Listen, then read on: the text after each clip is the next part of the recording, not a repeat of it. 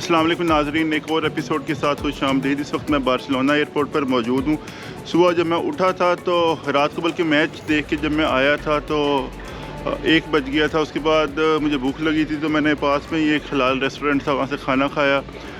थोड़ी देर बैठा, कॉफ़ी वगैरह पी और उसके बाद फिर मैं 2-2:30 बज गए थे तो मैं सो गया था। सुबह मैं 8 बजे करीब उठा हूँ। उसके बाद मैंने शावर लिया है, अपना फ्रेश अप हुआ हूँ, अपना सामान पैक किया है। तो ये सारा कुछ करते करते ही तकरीबन 10 बज गए थे। तो इसके बाद फिर मैंने मेट्रो ली वहाँ से और सीधा मैं आ गया एयरपोर्ट। यहाँ पर मैंने आके अपना चेक इन किया, उसके बाद सिक्योरिटी क्लियरेंस से गुजरा। उसके बाद मैंने सुबह से ब्रेकफास्ट नहीं किया हुआ था और एनर्जी काफ़ी डाउन हो रही थी, तो मैंने एयरपोर्ट से ही कॉफ़ी ली और साथ मीठे में क्रोसेंट्स और एक तो पेस्ट्री ली, वो खाई। और अभी मैं अपने गेट की तरफ जा रहा हूँ। बी गेट है मेरा, जो जिस फ़्लाइट ने मुझे लेकर स्टॉकहोम जाना है। बार्सिलोना सिटी का ये एक ही एयरपोर्ट है, लेकिन बहुत बड़ा एयरपोर्ट है ये, और सिटी से थोड़ा डिस्टेंस पर है। अपनी गाड़ी में भी आएँ तो 30-35 मिनट आपको चाहिए होंगे। कैटलोनिया जो जिस जगह पे मैं रुका हुआ था वहाँ से वो सेंटर ही है, बड़ा मेन एरिया है।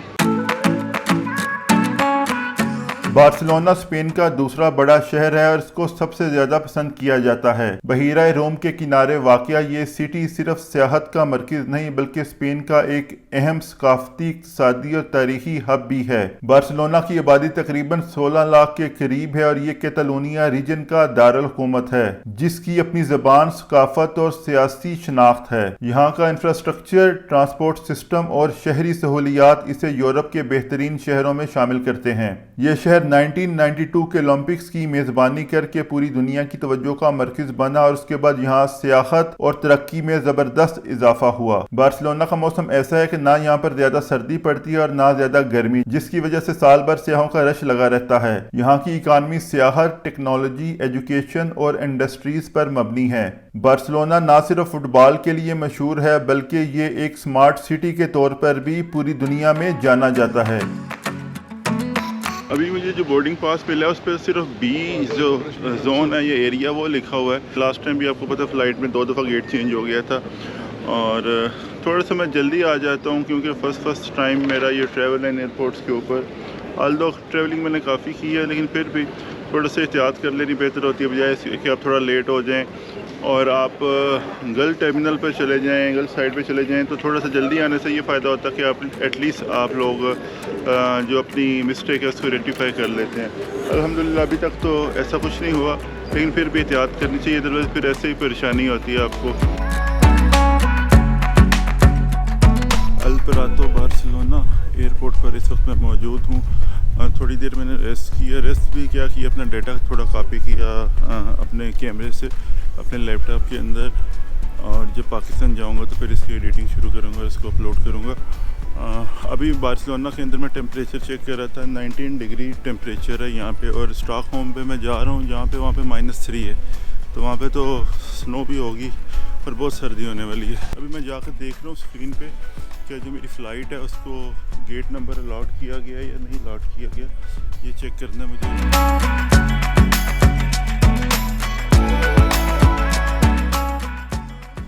ये आपको सामने नज़र आ रहा होगा इस्ताकोल्मो, स्टॉकहोम को स्पेनिश में इस्ताकोल्मो बोलते हैं।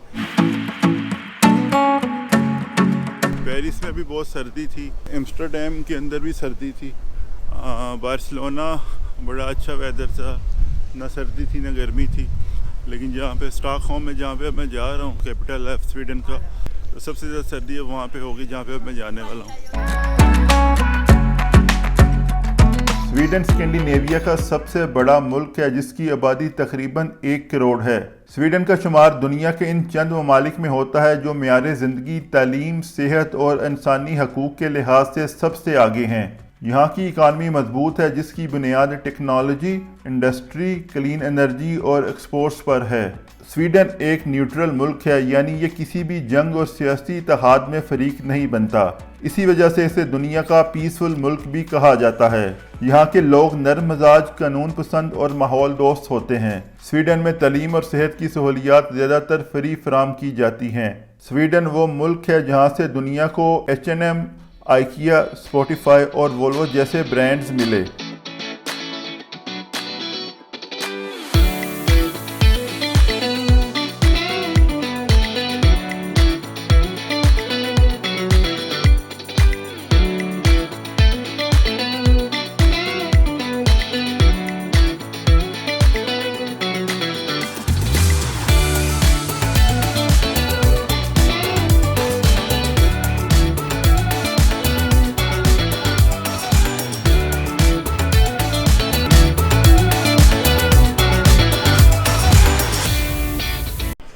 स्टॉकहोम में पहुंच चुका हूँ। ऑरलैंडो एयरपोर्ट है जहाँ पे मैंने लैंड किया और अपना चेक बैग अभी लिया मैंने। पीछे मेरे कन्वेयर नज़र आ रहा होगा आपको। अच्छा, थोड़ा सा एक अपनी ऑब्जर्वेशन शेयर करनी थी। बाकी जितने मैं यूरोपियन कंट्रीज़ के एयरपोर्ट पर गया हूँ उनकी वाइब थोड़ी सी डिफरेंट है, लेकिन ये बड़ी पीसफुल वाइब्स हैं स्टॉकहोम एयरपोर्ट की। बड़ा ही पुरसकून जिससे नहीं होता। लोग भी यहाँ के थोड़े थोड़े ना बिल्कुल ज़्यादा कहते हैं डिसेंसी लेवल जो इनमें ज़्यादा होता है, या बिल्कुल वो अपने काम से काम रखने वाले जो लोग होते हैं ऐसे लोग हैं।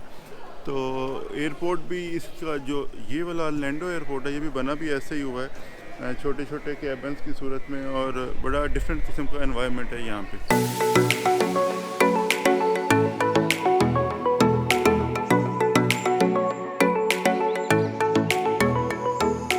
मैंने यहाँ पे आके हॉट चॉकलेट कॉफ़ी ऑर्डर की है, मज़े की लग रही है मुझे, बड़ा अच्छा टेस्ट है। एक चीज़ और जो मैंने यहाँ पे आते साथ फील किया कि मुझे पता तो था, लेकिन विजिबल चेंज जब आप देखते हैं तो एक्सपीरियंस में आपसे शेयर करना चाहता हूँ। जिन भी यूरोपियन कंट्रीज़ में अभी तक मैं गया हूँ, फ्रांस में, एम्स्टर्डम में, या गया हूँ बार्सिलोना में था स्पेन के अंदर, तो वहाँ पे जो करेंसी यूज़ हो रही थी वो यूरो यूज़ हो रही थी, लेकिन यहाँ पे स्वीडिश क्रोना यूज़ होता है। तो मैंने भी से पूछा भी है कि क्या मैं पेमेंट यूरो के अंदर कर सकता हूँ, तो उसने कहा अगर आपके पास कार्ड है देन इट्स ओके, बट अगर आप कैश में पे करना चाहते हैं तो फिर आपको स्वीडिश क्रोना ही पे करना पड़ेगा। तो यहाँ पे जो करेंसी यूज़ होती है, पैसों जो यूज़ आम इस्तेमाल में यूज़ होते हैं वो क्रोना यूज़ होता है, यूरो यूज़ नहीं होता। ऑल्दो कि ये स्वीडन जो है वो शेंजन कंट्रीज़ का हिस्सा है। तो अभी बस मैं बैठा हूँ, वेट कर रहा हूँ, और यहाँ का जो इन्वायरमेंट है इस एयरपोर्ट का, और वो बड़ा मुझे पीसफुल लगा है, बड़ा नीट एंड क्लीन है। थोड़ा डिफरेंट एयरपोर्ट है ये वाला ऑरलैंडो, और लोग बड़े कोऑपरेटिव हैं, हेल्पफुल हैं, और वाइब्स बड़ी पीसफुल हैं। और यहाँ के लोगों की जो लोग भी इतने काम से काम रखने वाले ज़्यादा लगते हैं। वैसे तो यूरोपियंस होते ही ऐसे हैं, या वेस्ट की जो जितने भी कंट्रीज़ हैं, एशियंस का मिजाज कुछ और तरह है, लेकिन यहाँ पे भी लोगों का मिजाज जो है वो अपने काम से काम रखने वाला है। और एक चीज़ मैंने फील किया कि वो कोऑपरेटिव हैं। जिस तरह अभी मैं जब कॉफ़ी ऑर्डर कर रहा था तो मैं उससे कुछ क्वेश्चन कर रहा था to get just understanding of some different coffees, तो वो मुझे बड़े अच्छे तरीके से गाइड कर रही थी, कोशिश कर रही थी कि वो मुझे अच्छा गाइड करे।